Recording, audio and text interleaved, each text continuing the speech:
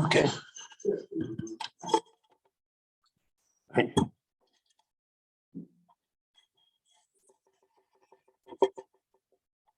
Erev Tov, everyone.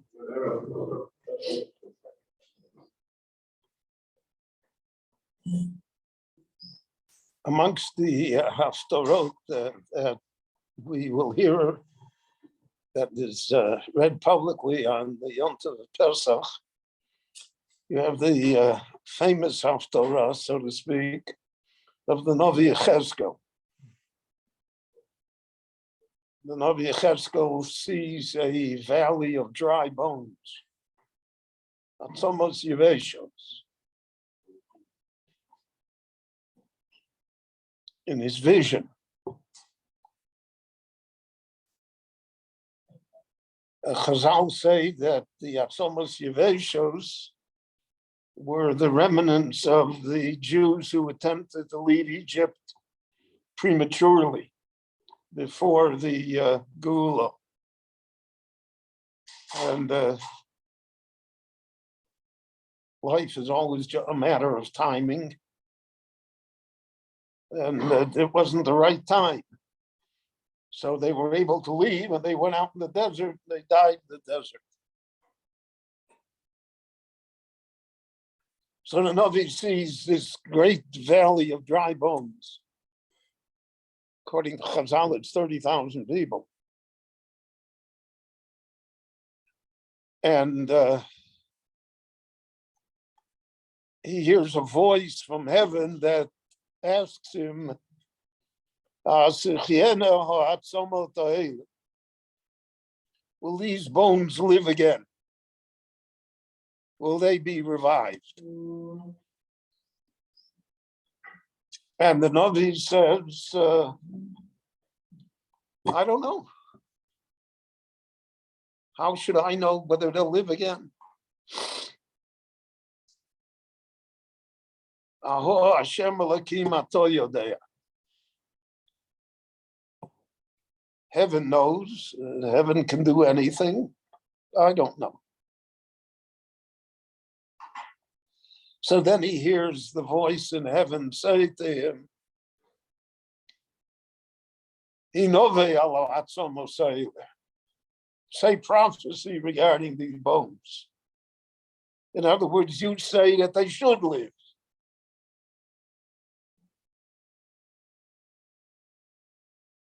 So he does. And then slowly the miracle happens. The bones attach themselves and become a skeleton. The skeletons put on flesh and sinew and skin. And now it's not a valley of bones, it's a valley of bodies. But they're still all dead. And then he hears again the voice of heaven saying that he should prophesy once more. Inove ala ruach, spirit of life should enter them. And the prophet does so. And they spring forth and become alive. And the voice from heaven says,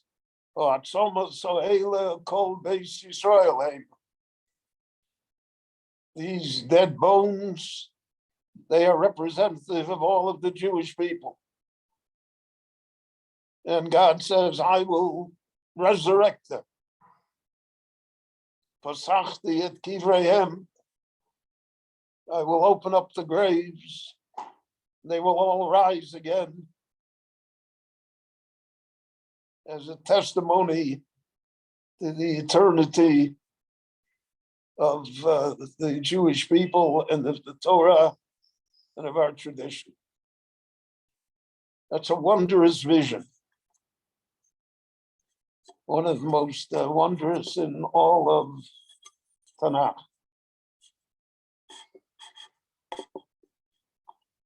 The Gemara in Bava Basra is not satisfied with the vision itself. The Gemara asks, what happened to these people? 30,000 people rose from the grave. What happened to them?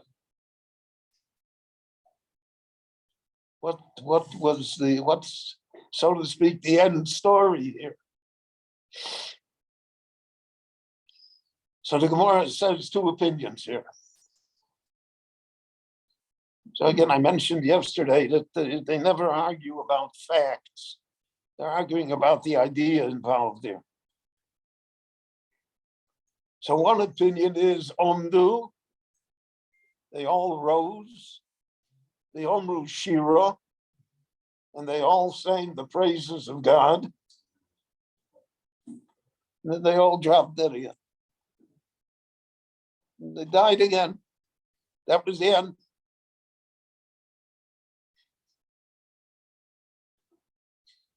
Gemara says, Amar Rabbi Yehuda ben Tema.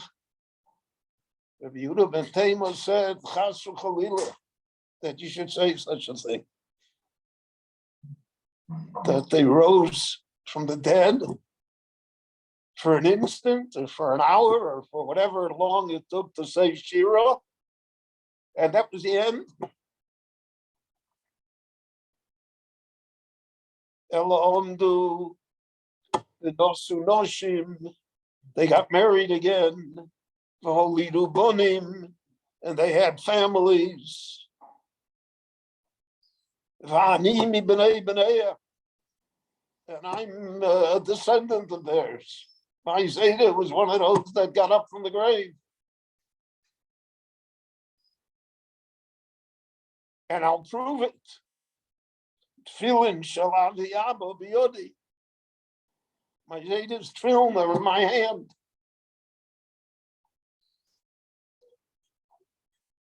So there's really a very profound message here.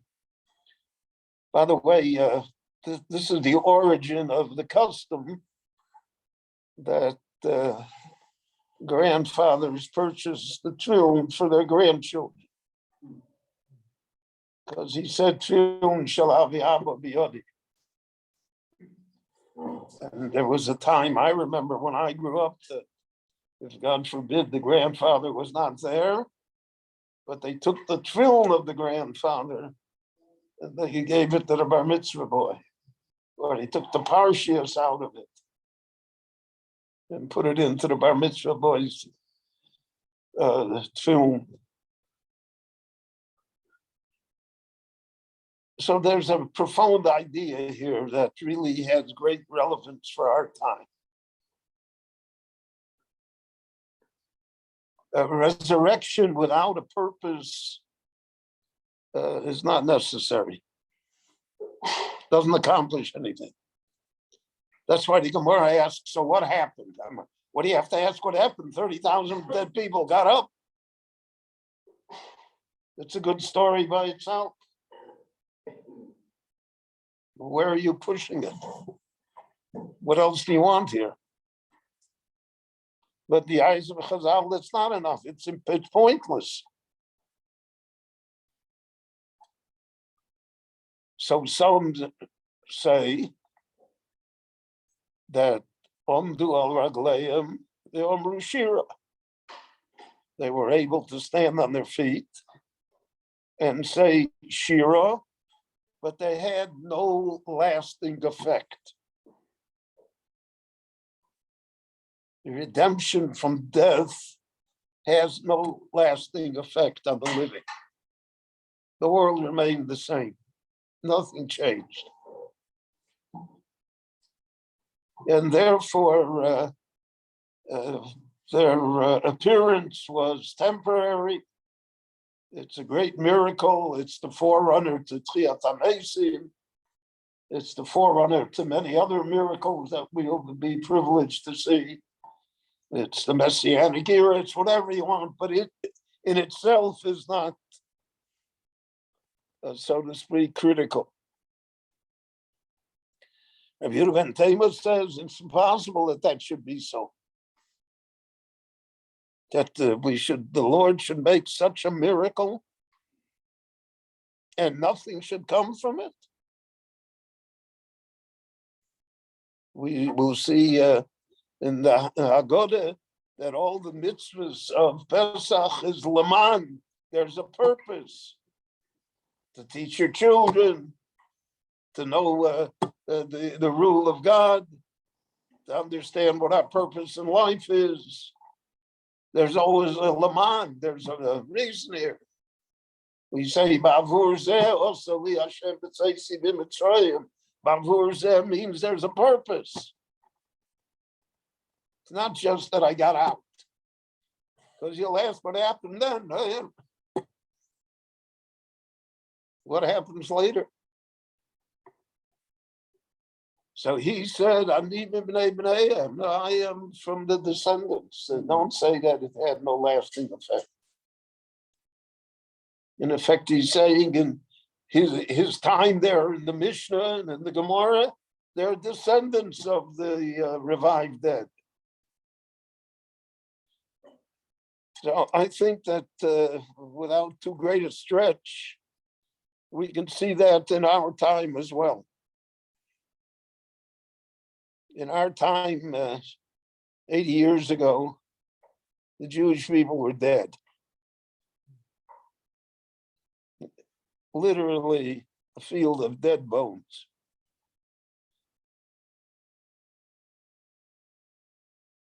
This is really,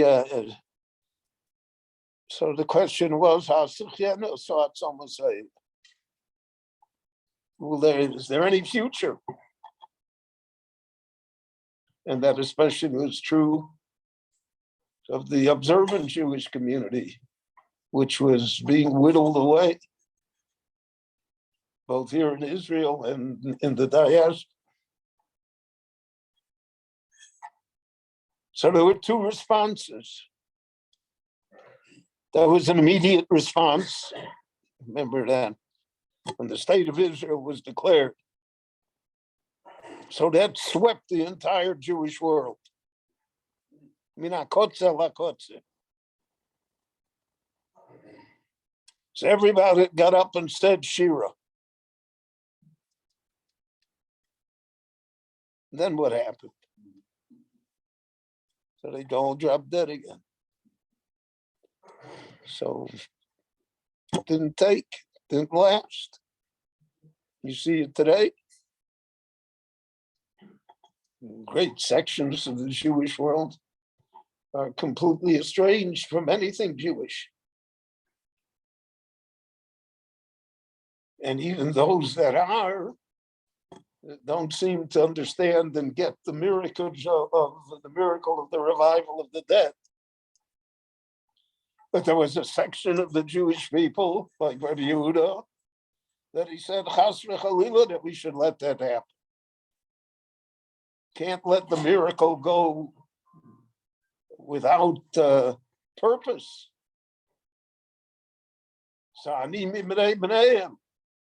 They got married, they have children, they raise families. So those are the two responses.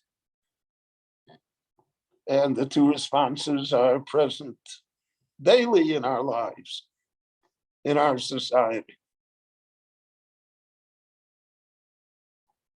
So, in effect, those are the choices that are left to us. It's either Tzion Shalav Yabba or nothing. And I think that that's why it's read on Pesach, is because of the fact that that is what Pesach represents. Bavur Zeh, for this reason that all of this happened. Also, li Hashem b'tzeisim in Mitzrayim. And to have that purpose, that's really the secret of Pesach. And that's the goal that the Jewish people should have in front of them at all times. Rabbi Chananya ben Akash, Omer Rotzah HaKadosh Baruch Hu, L'zakos Yisrael, V'ficha Liberlaim Torah Mitzvot Shenemar, I don't know if I make some answer. Go, Yagil, or Yadir.